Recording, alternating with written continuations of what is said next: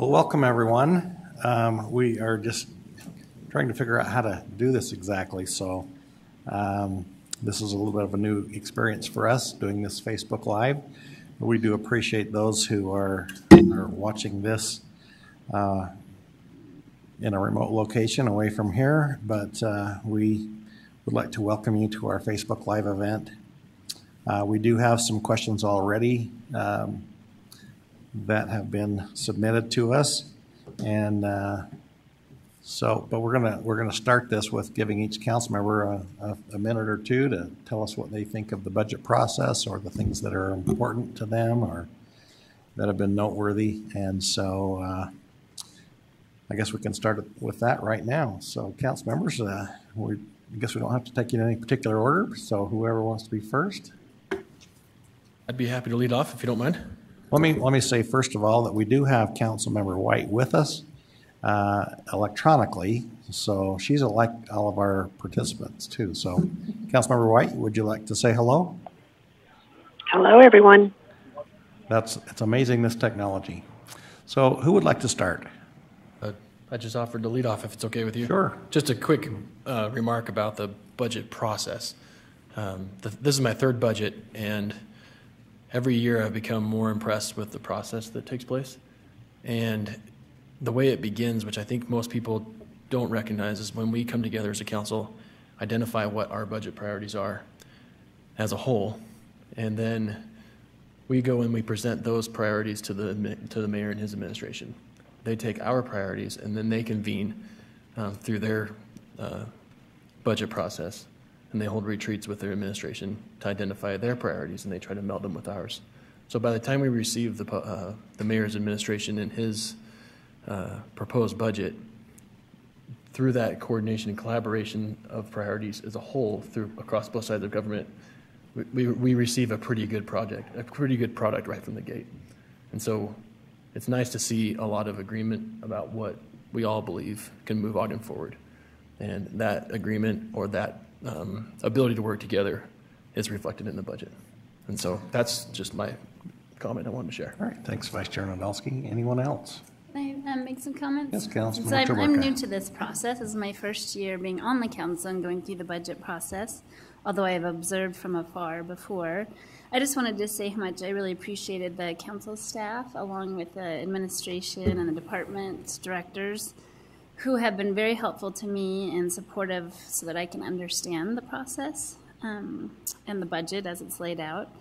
And just to make sure that the citizens know that we're here for them if they have any questions or input throughout the process. We actually really mean that, and we would love your insights if you have any. Thank you. Anyone else? I think that the opportunity of a budget, I was asked by a scout one time, he says, what is your main responsibility of being a counselor on the city council? And one of them I mentioned to him was developing a budget. And developing a budget by which the city can operate is probably one of our main responsibilities of providing the resources to our citizens and the services that are necessary. It's important for the administration to, after we form a budget, to go ahead and implement that budget. When I first came on the council, the process is very long and cumbersome. And through the efficiency of our staff and the hard work of our staff, they were able to shorten that time, and where I have a better understanding of the budget, and it becomes more efficient. And so the budget is probably the more crucial aspect of our responsibility as city council. Thank you. Anybody else? I'll go ahead and just second what Councilmember Stevens mentioned about the budget being probably our most important role. It's the only thing that we do that has its own season. We enter the budget season, and it's a lot of late nights, and it's a lot of work, and it's a lot of information that's brought to us. This isn't my first, but I've been at this a little longer, but every year I learn more and more about the process, and every year I think the administration and our council staff do a great job of tweaking that so that we can get the most information that we need so that we can present a well thought out and a very nice budget for our city. That's my favorite thing to talk about when I meet with scouts is what do you think our budget is, or what do you think why do we have a budget? And I don't think they remember a lot, but they do remember what our budget is and how many millions of dollars that it is, and all of the things that we spread that money towards. That is another thing that I'm always amazed at is where we're able to, how far we're able to make that money go in our city, and that is a true testament to the administration and the department directors and their ability to work together and to make our money go as far as it can. And so, again, I'm very proud of the budget that we've presented, and I'm proud of the way that we've presented it to allow citizens to be able to come and have their input, for citizens to be able to have the budget and to see it. And I'm thankful for all the hard work from our staff and from the staff of the administration and the department directors to bring forth this budget. So thanks. Councilmember Lopez. Just a small piece to add to what has been said, which I agree with everything my colleagues have mentioned. But basically, just wanted to add that a reminder that a lot of the presentations that we get about the budget happen in the work session meetings, and the work session meetings are open to the public. So it has been very educational for me. This is one of the seasons and the times when I learn the most by seeing what the administration brings and present to us in all the different areas and departments. And so we just reminder to invite anyone that wants to come and learn about the process, that the doors are open as a public meeting during the work session, that people can come and be a part of that process as well, of learning and getting that information that we're getting. Thank you. My impressions of the budget process, this isn't my first either. I don't have as many as Councilmember Blair or Stevens. However, it is being refined over the years, and thanks to our staff and the administrative staff, how this goes. And I think it's important to note that over the years, it has gotten much better, and the process has been more smoothly implemented and very fairly done. To say that there's a season is a little bit of a misnomer, because as soon as we're done with this one, we're going to start on next year's. It won't be as much our work as it is the administration's, but it's a year-long process. It really goes on forever and never stops. So, but the way that the administration gets together and talks of the priorities that happen, and they come to a consensus, that's something that I very much appreciated. So we don't have to do the wrestling matches here. They've already gotten in and taken the consensus of what's important for the city and implemented their priorities that way. So I very much appreciated that.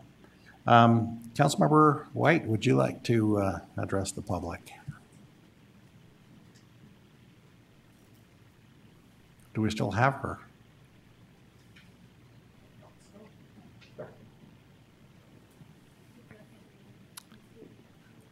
Yeah, we can go ahead.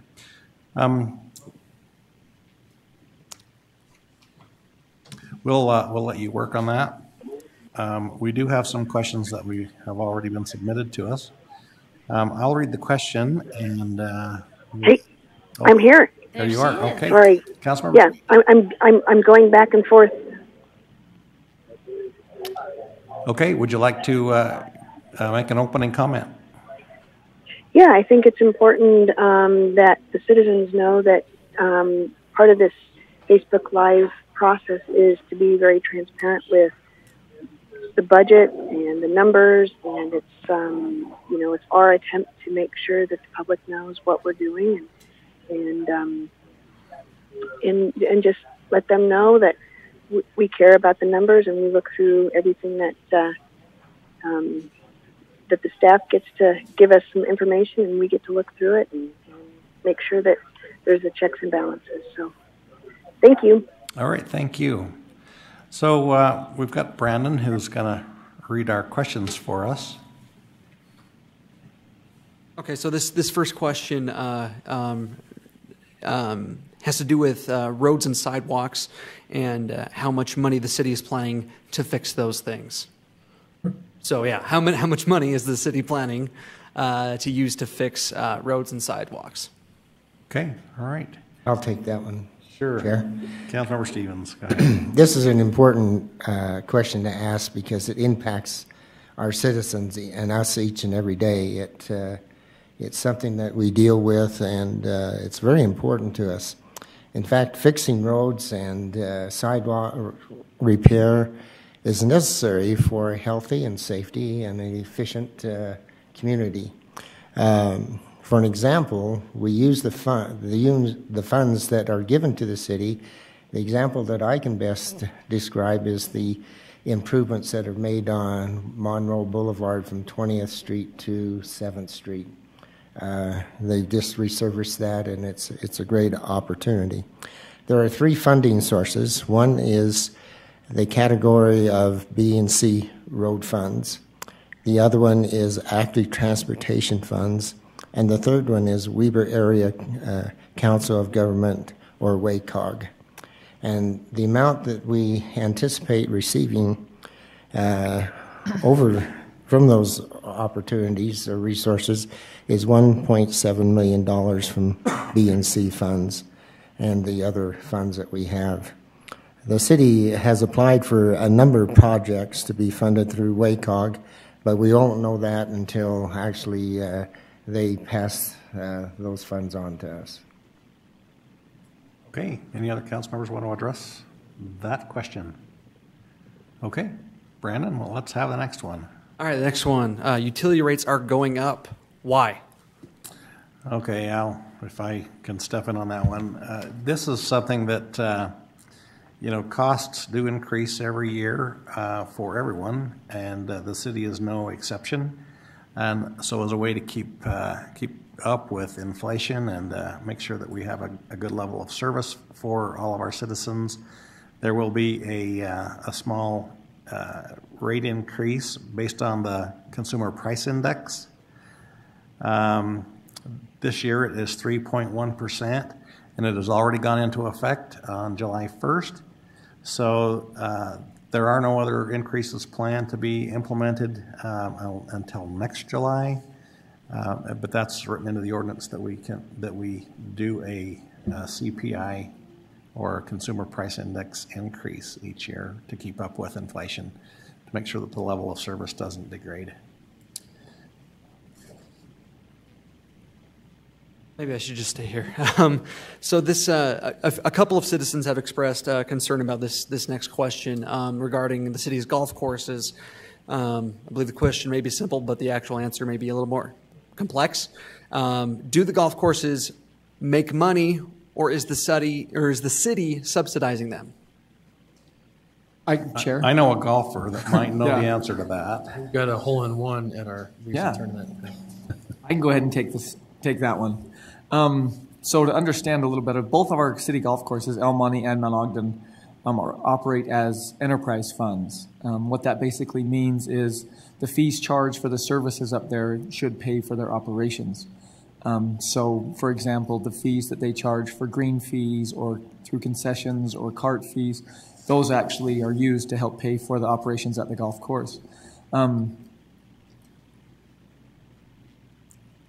In the case of our golf courses, the fees collected to pay for the expenses of the city's general fund have not had to subsidize the golf course this year, or have not had to subsidize them, which is a big change from years past, and we can credit that to our golf course manager for both courses is Todd Brinkman, and our public services department. What they've been able to do and the improvements they've been able to make have attracted a lot of new golfers to the courses, and many more tournaments to our city, which have actually helped make both of our courses very successful.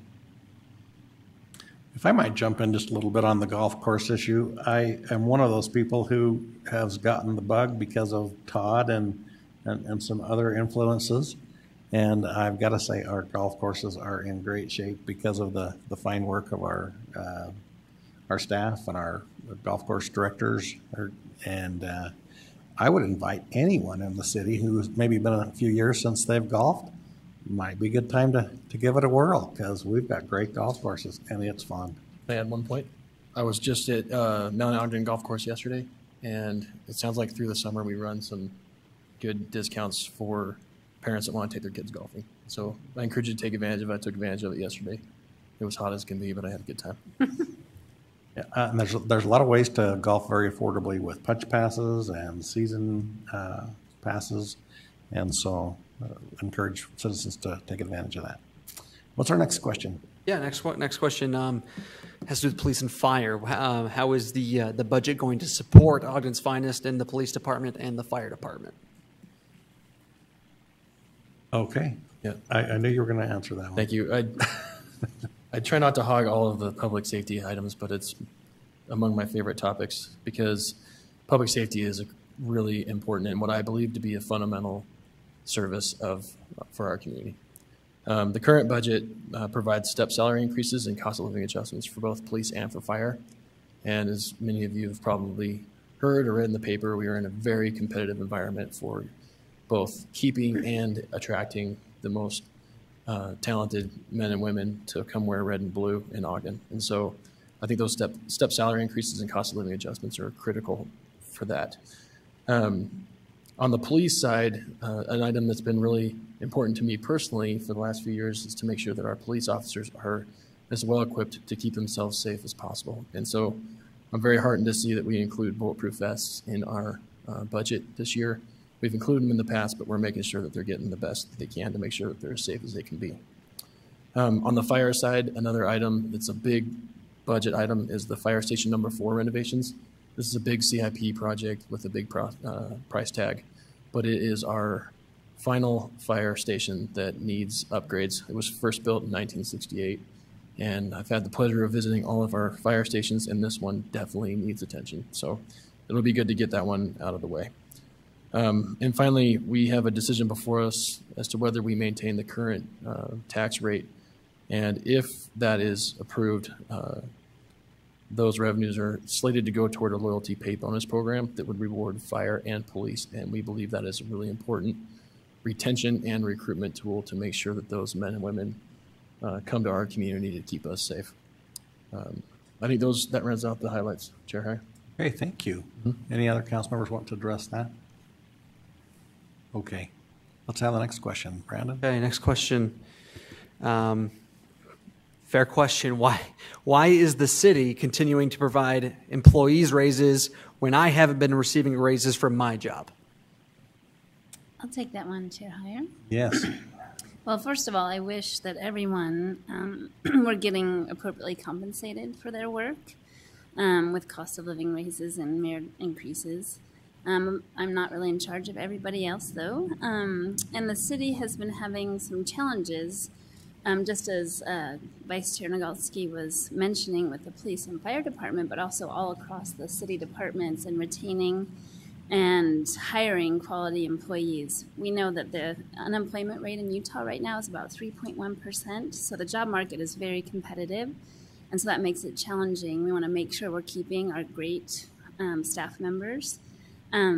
So we know that not only with the public safety positions, we've had challenges to fill those positions and retain them, but 50% of the other city employees have turned over in the last 5 years. And that's a lot of expertise and experience that we're missing, although we've got great staff members. We want to make sure that we keep the high quality staff that we have. And just a reminder to those watching on Facebook, if you do have a question about the budget, you can ask through the comments, and we'll do our best to get them answered here by the council members.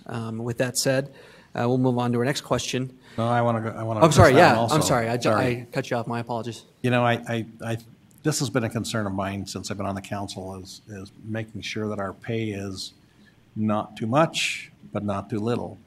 And with respect to what we are seeing is we have some of the best city administrators that there are around, and they are targets for other communities. And so it's important for us to make sure that we not only keep them happy, but we have an investment in them that we need to maintain. And I think it's important as citizens that we recognize that if we don't keep them, we have to then replace them, and that's expensive. And so it's cheaper to keep them than it is to replace them. And I think that's an important point that needs to be driven through. There you go. Okay. Sorry about that. That's okay. Okay, so next question. What has been done to reduce costs and save the city money? Happy to take on that, Chair Heyer. Yes, Councilmember Lopez, go ahead. So some of the things that have happened to address this issue are in a few different areas. In community and economic development, for example. They have worked to secure grants and to expand regional partnerships. For fire, they have worked very hard to help people who are in need of mental health services to get those services locally, to reduce the cost of ambulance transportation. Management Services has worked very hard to reduce energy and fuel efficiency in their fleet.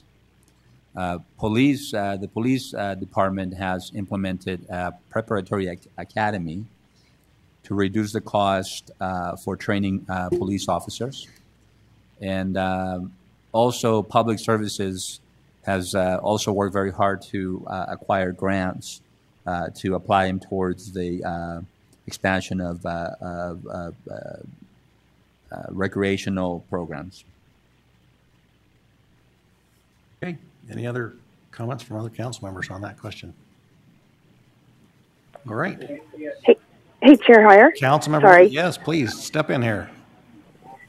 Hey, I just wanted to also add that one of the things that our council staff has done is to actually require different information at budget time from the departments. So we're asking different questions, including those of, what makes your department efficient?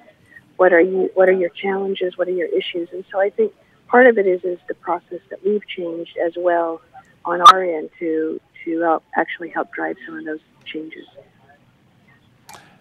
Thank you. I appreciate you stepping in on that, and that was a good point. Thank you so much. Okay, Brandon. Yeah, so our next question is confusing for sure. The question isn't confusing, but what it's asking about is confusing, as I found going along the budget process. But how much will my property taxes increase if the council approves the 8.82 increase? So maybe talk about, Yeah, I've made some notes on that one because it's a lot of numbers, and hopefully we can make them clear to the good citizens of Ogden. The property tax bill consists of many different taxes from different entities. If you look at your tax notice, there's Weber County taxes, Ogden School District, mosquito abatement, Weber Area Dispatch, and then there are some other governmental entities that receive property taxes from you. Ogden City's portion of that tax bill is only 18% of the total. So if you keep in mind that it's 18% of the total, so the 8.82%, it isn't on the total amount. It's only on the Ogden City's portion. Some citizens do pay for secondary water with their property tax bill also. So the tax rates from all of those entities and the cost of secondary water affect your total property tax bill. In addition, the value of your home impacts the amount of taxes you pay. Each homeowner will feel the tax increase differently depending on what happens to the value of your home. All we can do is give you an example of how the tax increase will affect the average homeowner in Ogden, and so we'll try and do that now. So if the average home in Ogden increased from $167,000 in 2017 to $196,000 in 2018, and that's an increase of 17%. The increase in value will mean an average or an increase in taxes paid regardless of whether the city approves the tax increase. The average homeowner in Ogden will pay Ogden City an additional $22.30 if no tax increase occurs simply because of the increase in the value of the home, and will pay an additional $49.50 if the tax increase is imposed. And that's a difference of a little over $27 a year or $2.25 a month. So that's what it takes to keep up with inflation. That's what is proposed, and no more. I kind of want to stress that we're not trying to catch up. We're just trying to keep even. But you can go to Ogden City's website, on the council portion of the website, and there's an interactive calculator that will help you to calculate the additional tax increases you will pay based on tax rates and whatnot. So we hope people will do that, and we hope they understand that there's value in keeping up with what's going on. Chair, can I add to your comments? Yes, please. Because a lot of people are concerned about taxes, obviously, but as we all should be, and 7 of us in particular need to be concerned about that right now. But it's important that people know that we're not trying to use taxes to catch up. Right. We're trying to use this process to keep up, and inflation is key. We have tremendous expenses and tremendous expectations to provide for services, and it becomes more and more difficult to do that every year if we don't keep up with inflation. You know, I think another important statistic, and I can't remember the exact statistic it is, but back in the 1980s, Ogden City's portion was 25%, or maybe even a little bit more. And so we've tried to hold it back so that we don't continue to increase taxes, and so we haven't even kept up with the other entities that do impose taxes. So that's why we're at 18% instead of 25%. I make a quick comment. Sure. I just wanted to remind people that Councilmember White and I actually did a little video for our Facebook page for residents. If you have special circumstances, that there's different agencies you can go to for some alleviation of some of that tax burden. All right, thank you. So they can go to your Facebook page and find that, right? Mine or the City Council webpage. Okay, great. Okay, let's have another question. We are up against the clock here. Maybe got time for one more question. So keep that in mind here. Talking about redevelopment, how much is the city contributing to redevelopment efforts this year? Chair Heyer, I've made some notes on this one, if you don't mind. Sure, please do. So we have made some commitments, multi-year commitments to the trackline development project out west. Oftentimes folks forget that Ogden includes portions of the west, and that's just not fair. We want to make sure that we're giving attention to that portion of our community that needs it. That development project totals about $350,000. And we're also contributing and looking at the Wonder Bread site redevelopment downtown that would have a tremendous impact in our downtown commercial business district for about $660,000. And there's some other projects, about $175,000, which makes about $1.2 million in total.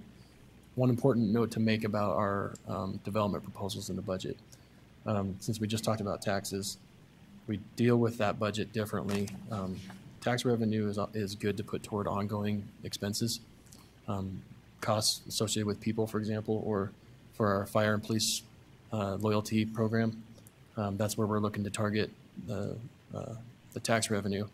The monies we use for economic development primarily come from BDO or Business Depot Ogden lease revenues. We're really lucky to have the Business Depot Ogden to give us those infusion of funds that we can then use to invest in economic development, which will infuse more funds into our general fund and hopefully offset the tax burden for folks.